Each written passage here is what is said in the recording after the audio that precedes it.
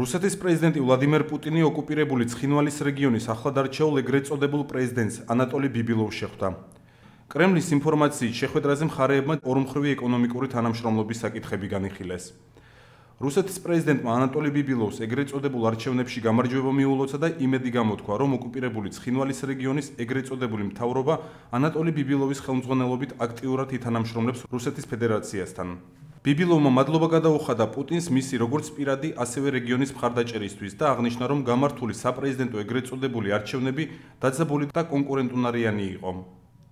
ეგრეთ წოდებულ სამხრეთ ოსეთის ახალმა ლიდერმა პუტინთან შეხვედრის დეტალებზეც ისაუბრა. მისი თქმით, მხარეებმა რეგიონის მოსახლეობისთვის რუსეთის მოქალაქეობის მიღების პროცედურების გამარტივების გზებზეც ისაუბრეს და რუსულ ნავთობკომპანია როსნეფთან ერთობლივი საწარმოს შექმნის შესაძლებლობაც განიხილეს.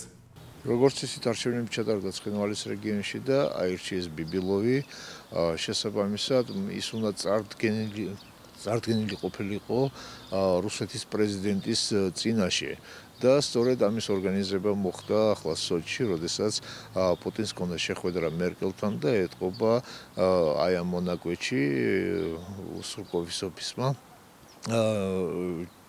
ჩასვა ბიბილოვი ერთ-ერთ ვიზიტორად პუტინთან.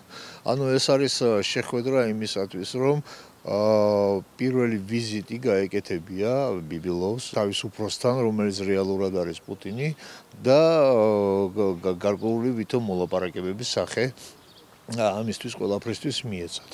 ვფიქრობ, რომ ამ მოლაპარაკებებზე ბევრი არაფერი გადაწყვეტილა. ბიბილოვმა კიდევ ერთხელ დაადასტურა რუსეთისადმი ქვეშევრდომობა. საერთაშორისო თანამეგობრობამ არაერთხელ გააკეთა განცხადება იმის შესახებ, რომ არ აღიარებს ამ არჩევნებს, არ აღიარებს მის შედეგებს, არ აღიარებს ბიბილოვს, არ აღიარებს ეგრეთ წოდებულ სამხრეთ ოსეთს.